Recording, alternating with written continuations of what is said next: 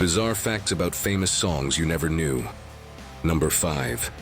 Never Learn Not to Love by the Beach Boys was actually written by the notorious criminal and cult leader, Charles Manson. It all began when Dennis Wilson, the Beach Boys drummer, had a one-night stand with two hitchhiking women who turned out to be members of Charles Manson's cult.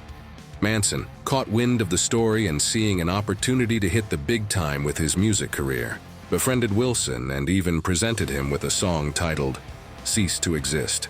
Wilson liked it and offered to buy it, but Manson insisted on no changes, a condition the band ignored immediately. Manson did not respond well to this betrayal. He walked up to Wilson, gave him a bullet, and told him to think how nice it was that his kids were still safe. At that point, Wilson threw Manson to the ground and started thrashing him, thus bringing an end to the Beach Boys-Charles Manson collaboration. Number 4.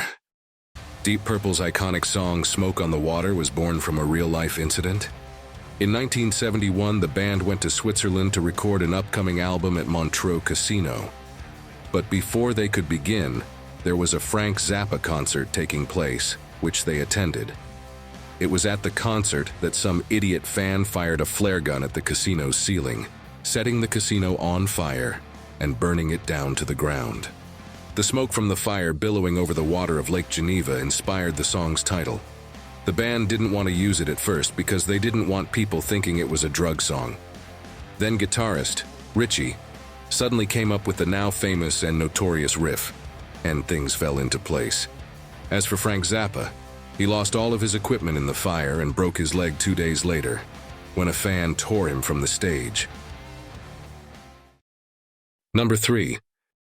"Lucy in the Sky with Diamonds" by the Beatles was inspired by John Lennon's 3-year-old son, Julian, when he came home from nursery school one day with a drawing he called "Lucy in the Sky with Diamonds." John Lennon thought it was beautiful and immediately wrote a song about it. The lyrics for the song were largely taken from the literary style of Lewis Carroll's novel, Alice in Wonderland, because the title of Julian's drawing reminded Lennon of a chapter from the book, in which Alice floats in a boat beneath a sunny sky, buying eggs that turn into Humpty Dumpty and shop servers that turn into sheep. The lyrics of the song followed the idea of being in a boat on the river, with Lucy being some kind of god, big figure, or you could say, the White Rabbit. So for those of you wondering, unfortunately, it's not a song about LSD. Number 2. The song "Sweet Child of Mine" by Guns N' Roses was created spontaneously during a rehearsal while the band were playing around with their instruments. Guitarist Slash was fooling around playing a simple finger-picking exercise he'd come up with, which would later become the famous intro riff when the rest of the band started playing chords behind it.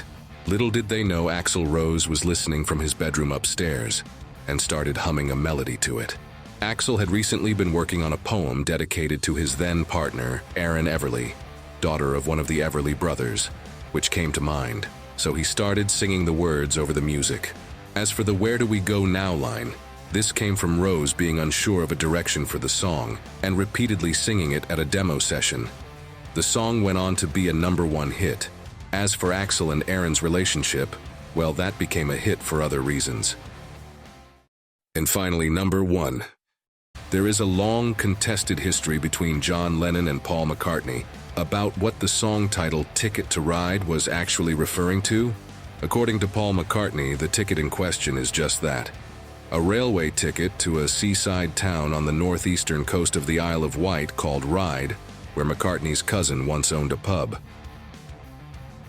Lennon, however, has a different and much saucier explanation. Lennon said he'd coined the phrase during their time in Hamburg.